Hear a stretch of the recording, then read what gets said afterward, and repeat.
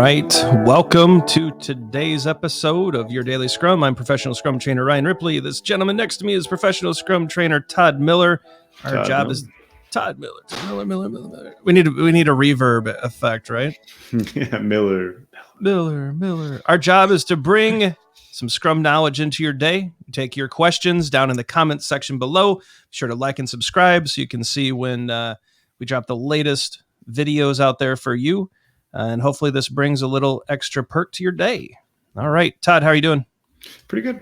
Hanging in there today. It's sunny out, warm out, a little windy. Can't complain though. We got an interesting question. Someone asked us, is it okay to ignore the Scrum guide? Yes. Yeah. Just don't call it Scrum. Cool. All right. That is today's episode of Your Day. We've done that a couple times. Yeah, that joke's getting old, isn't it? But, this one is really simple. It's like, absolutely, yes. It's okay to ignore the Scrum guide. You don't have to do Scrum at all. And it's not going to be the best solution as far as like all the time. No, it's not going to be the perfect thing to do. In fact, in a complex domain of work, there are no best practices. Mm-hmm. Sometimes we have to experiment, inspect, and adapt. And if you decide to change something about the framework and you're able to deliver value and your customer's happy and it's high quality and your teams are healthy and happy, and then you're doing better than most of the world, and go forward, do good things, right? We're with you. Yeah, 100%. And, I'd be proud of a team if they found better ways of working in the complex domain. If they're delivering and there's high quality, if their customers are happy and they're constantly talking about value. I think that where we are in love with Scrum is that it is specifically and purposely built to inspect, adapt, and make the work transparent. Yeah. All along the way. So I think that's where we fall in love with it. But my ask is, if you start taking things out, then just don't call it Scrum. And that's totally fine. It's totally fine to do. Just don't call it that. That's really my only ask, right? I like terminology matters, right? Yeah, it just becomes something different, and different can be better. It can be worse. Yeah. You're going to have to continue to inspect and adapt. Continue to use use empiricism, right? Make sure the work's transparent, and check it out as you go. And just understand when you make a change to the framework why that piece is there in the first place.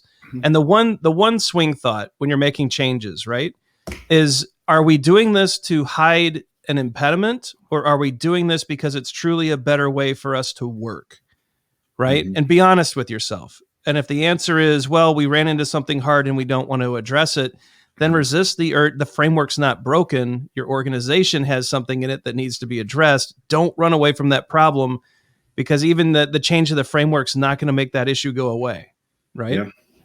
Yeah, and I also think oftentimes I think that's a really good point. First off, Ryan, I also think that a lot of people get confused about what Scrum is and isn't. So maybe really fact check whether what you're removing is or isn't part of Scrum. Yeah. If you're going to stop using story points aren't Scrum. If you're going to stop, if it doesn't make sense to use user stories aren't part of Scrum, right? So I think getting it back to its essence oftentimes is a really good thing. I mean, we see that with Pro Kanban, right?